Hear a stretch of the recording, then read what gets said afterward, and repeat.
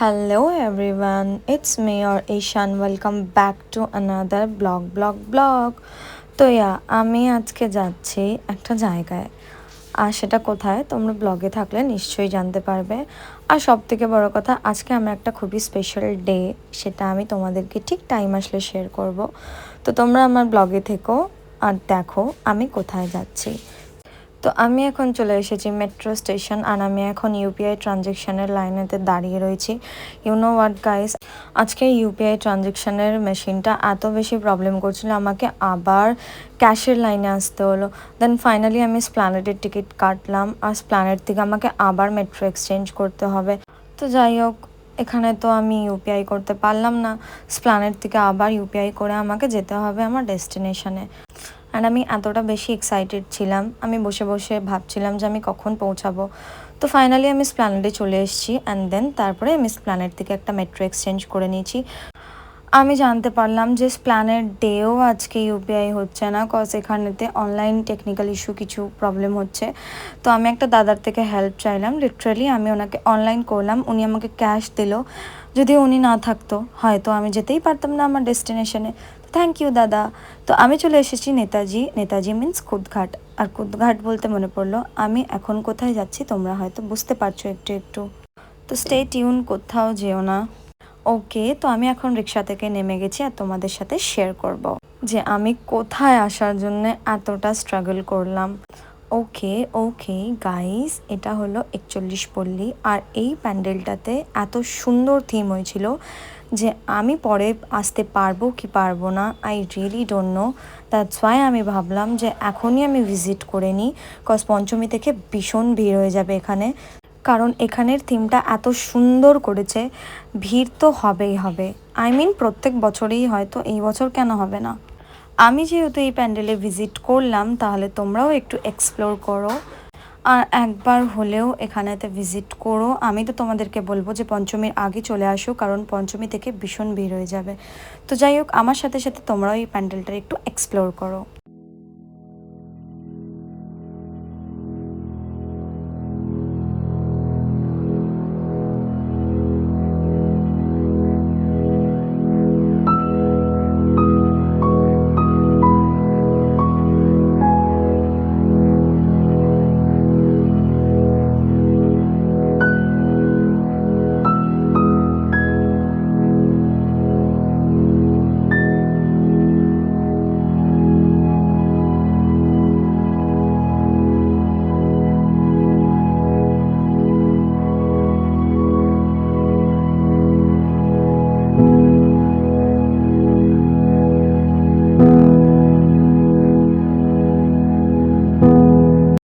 A few moments later. ওকে, তো আমি এখন প্যান্ডেল থেকে বেরিয়ে ধরে নিচ্ছি একটা রিক্সা, অ্যান্ড রিক্সা থেকে আমি যাব আর একটা জায়গায়। তো আমি রিক্সা থেকে নেমে পড়লাম অটোতে, আর এখন আমি যাচ্ছি রাসবিহারী। 2000 years later. গাইস, আমরা প্রথমে ভাবলাম যে চেতলাটা দেখতে যাব, বাট আলটিমেটলি আমরা দেখতে যেতে পারলাম না, কজ এখনও খোলেনি, বন্ধ। তো আমরা কালীঘাটে যেহেতু চলে এসেছি, তো ভাবলাম পুজো দিয়ে দিই, আলটিমেটলি কিছু তো একটা হবে। তো চলো পুজো দিই, stay tune. A few moments later. তো আমি চলে আসলাম ফাইনালি কালীঘাটে। আমি ভাবলাম যে কালীঘাটের পুজোটা নয় দিয়েই দিই। তো এখন আমরা এখানেতে একটা শপ খুঁজবো।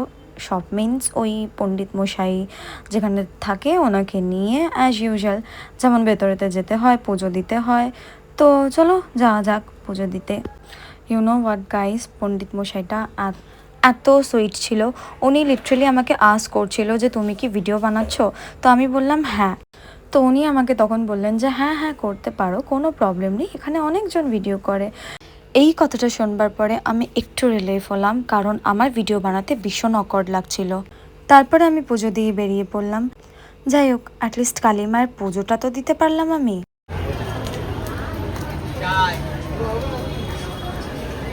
তো গাইস, আমাদের এখন পুজো শেষ হয়ে গেছে, আর আমরা এখন এখানে একটু এক্সপ্লোর করবো।